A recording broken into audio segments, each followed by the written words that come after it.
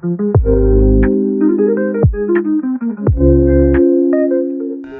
everyone, greetings from Switzerland.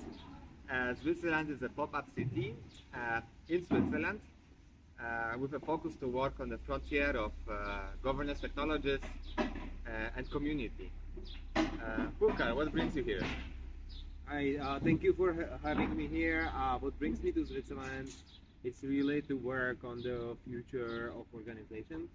And Switzerland is a temporary pop-up, but it might become a permanent space where people live and govern how they want to be governed. And I also focus a lot on organizations called DAOs. DAO structures. Yeah, so why I'm here, it's like to get to know from other thought leaders and practitioners in the space what experiments has been done, what worked, what didn't, so we can really work on the best practices. So you work a lot in building those DAO structures, or in general governance on chain, right? You wrote a book. Can you tell us more about your book? Yeah. So the book is called How to DAO. How to DAO. How to DAO. It was published by Penguin Random House. We were working on it like last 3 years, and it's really 3 years of work. Yes, and it's really the summary of our journey, me and Kevin's journey through the DAOs, building different DAOs, contributing to DAOs, and also interviewing other builders in the ecosystem, and like really putting their perspective into the book as well. So it's really like a summary, basically, what was happening in the crypto and DAO space in last 3 to 5 years. Okay, what's the best finding in the book? Like, what's the biggest realization when writing the book? I think the biggest realization, or like even why I started it, it's like there is so much value we can unlock through new governance primitives, through new like economical primitives, and we are just here to start. Like we are just starting. We've been around only for a couple of years, basically, with these principles, and now we are just maturing, and it will bring value to more people over time. Okay, cool. So how do you see the traction of creating DAOs? Where's the most of the interest today? Yeah, so if you look at the past, it was really just couple DAOs that were created, getting big traction, a lot of money into the treasury, but maybe their business model was not there, or the product was not mature enough. It was just like trying kind of different things. Now, as I see a shift in DAO spaces, really to more product-based organizations, to organizations which are way more mature than it used to be. So they might not get. So it's a serious adoption already. It's an adoption of like DAOs for serious businesses. Okay, interesting. So we are building Bitcoin finance, enabling Bitcoin finance. Yeah. So native mission is to provide Web3 native way how we can interoperate with Bitcoin. So Bitcoin is lacks sophisticated programmability, as there is no DeFi, but there are also no DAOs in Bitcoin. Yeah.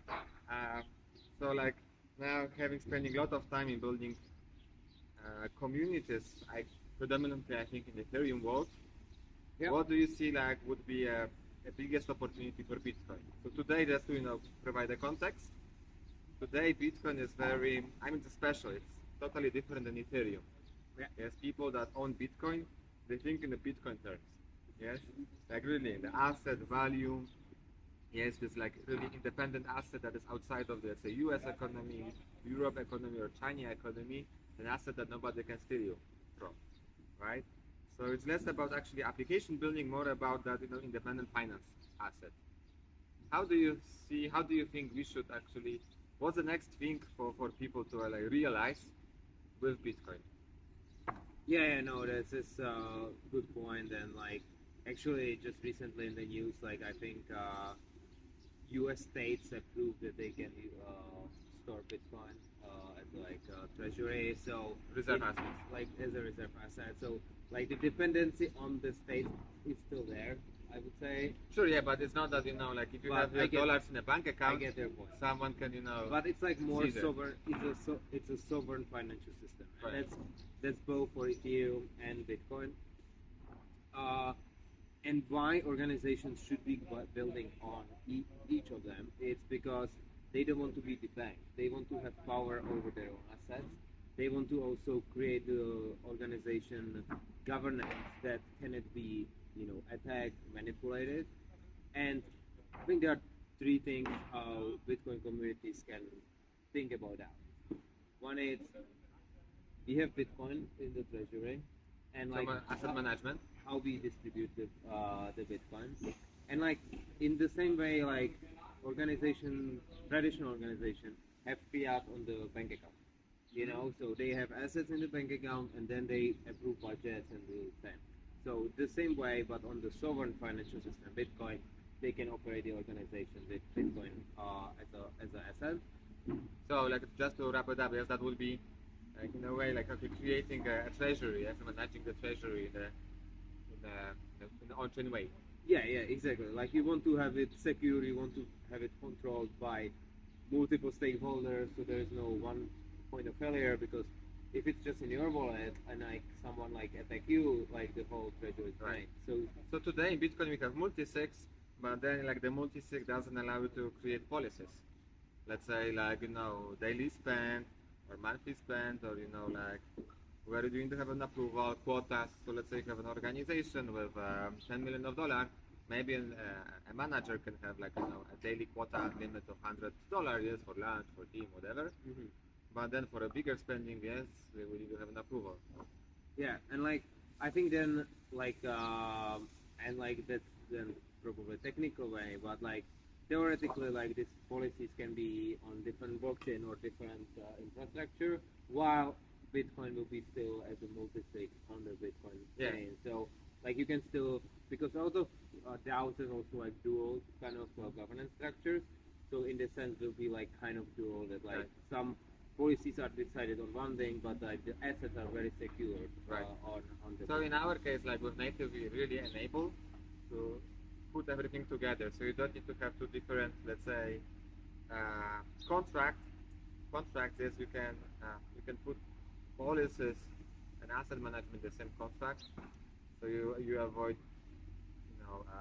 potential point of failure. Yeah, and I think that's awesome.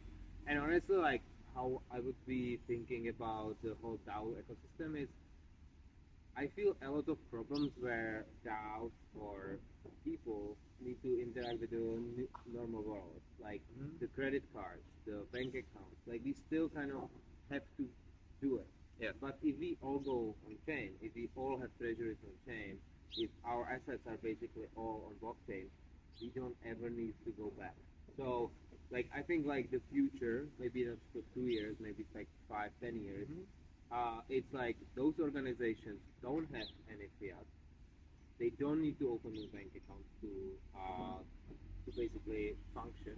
They can pay everyone in their native assets, and that's I think where the future is heading.